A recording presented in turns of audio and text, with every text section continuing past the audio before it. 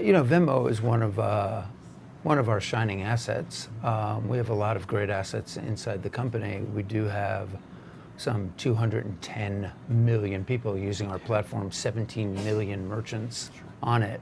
But Venmo is beloved by the millennial generation. It's become a verb. So people ask for somebody to Venmo them money. But the secret to Venmo is it's not just a P2P service. It's really the first social network payment system. So 90% plus of all payments, maybe I'll send you something, then I'll tag it with either an emoji or a comment on it that gets posted to your feeds.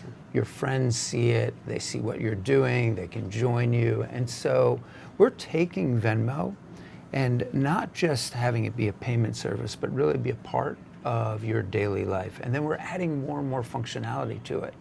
So we're going to start to monetize Venmo. That's what I wanted to ask. By opening up the entire PayPal merchant base in the United States to Venmo users. So what we're trying to do is just add more and more value. So you can shop at a PayPal merchant.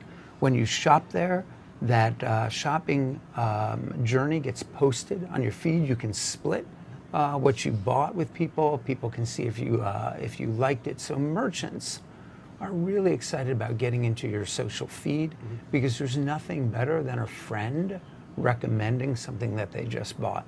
So I think it'll be a real win for merchants, a real win for consumers, and a win for our shareholders. And a friend paying for your dinner. Yeah, exactly. Are you talking about ads eventually in Venmo? Is that one way to monetize it even more?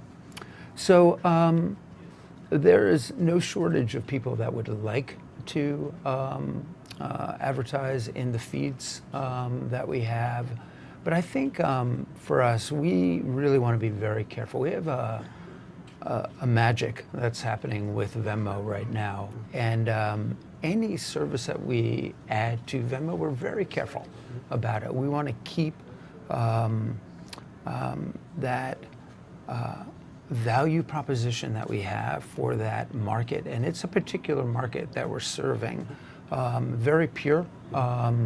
But we think we can add more and more services, monetize it, add more value. Whether advertising is a part of that is questionable right now for me. Sure. You guys have just, you've really led first mover advantage with Venmo. How big a threat is, we've seen in recent weeks an Apple Pay Cash. I mean, this hits at some point. How are you thinking about that? Well, there are a lot of different P2P services out there, and there have been for a long time with a lot of leading players. What differentiates Venmo is, one, it's not just a P2P service.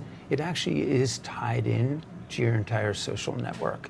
And so it is very viral, and the larger Venmo gets, the more attractive it is for other people to be a part of Venmo, because there's a network effect. Your friends are in it. If you're not in it, it's harder to send you money. And so I think that there is a tremendous runway for Venmo. We've seen a lot of services come into the market, and Venmo continues to exhibit very strong growth. In fact, I think we've had something like 15 straight quarters where the volume growth on Venmo year over year has exceeded 100%. And so I think the value that we're going to add to Venmo is going to be more and more attractive to that millennial market. And so we'll always compete against different competitors out there, but I think the value that we have is differentiated and increasingly differentiated as we look forward. The way I'm taking that is almost, it's going to be hard for an Apple or any other competitors to get into this market. I mean, is that fair to say? Or make it strong inroads? I never like to prognosticate about the future because I think a lot of people have been wrong when they've done that. I think our focus needs to be on the value proposition that we provide to certain segments of the market. And if we can do that the way that we have been doing that, with a real focus on what are the pain points, what delights customers in that particular segment, as opposed to focusing on competitors and what they're trying to do. I think we'll continue to be successful in that marketplace.